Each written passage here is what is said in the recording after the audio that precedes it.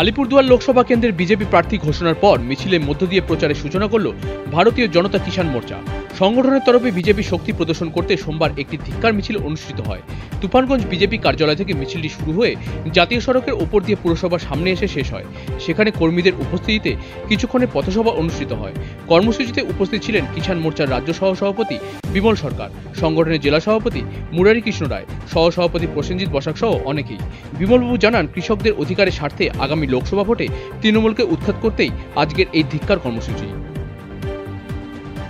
বিষয় হচ্ছে জমি আন্দোলনকে কেন্দ্র করেই পশ্চিমবাংলায় তৃণমূল কংগ্রেস এসেছিল এবং বলেছিল মাটি মানুষের সরকার করবো আমরা।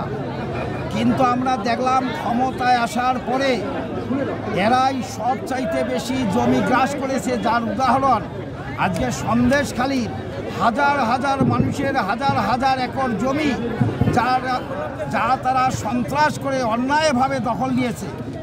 আমরা দেখেছি মা মাটি, যে মায়ের কথা বলা হইতো, নিজের দলের মহিলা তাদের রাত্রি 12টার সময় পিঠা বানাবার নাম করে নিয়ে গিয়ে দিনের পর দিন যেভাবে ধর্ষণ করা হতো, আজকে বাংলার পক্ষে এর থেকে কলঙ্কের কিছু হতে পারে না।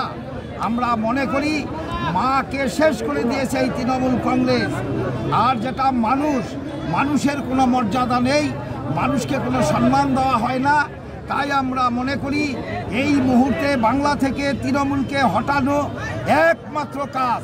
আর সেই কারণের জন্যই যেহেতু বাংলায় সবচাইতে ক্ষতিগ্রস্ত কৃষকরা, তাই কৃষকের স্বার্থে আমরা তুফানগঞ্জ মহকুমা কিষাণ মোর্চার উদ্যোগে আজকে যে প্রায় 3000 লোকের যে কিষাণ সমাবেশ, কিষাণ র্যালি আমরা করলাম, তার মূল কারণ একটাই, এই বাংলায় একদিনের জন্য আর তৃণমূল কংগ্রেসে থাকা উচিত নয়, তাকে ধিক্কার জানানো উচিত।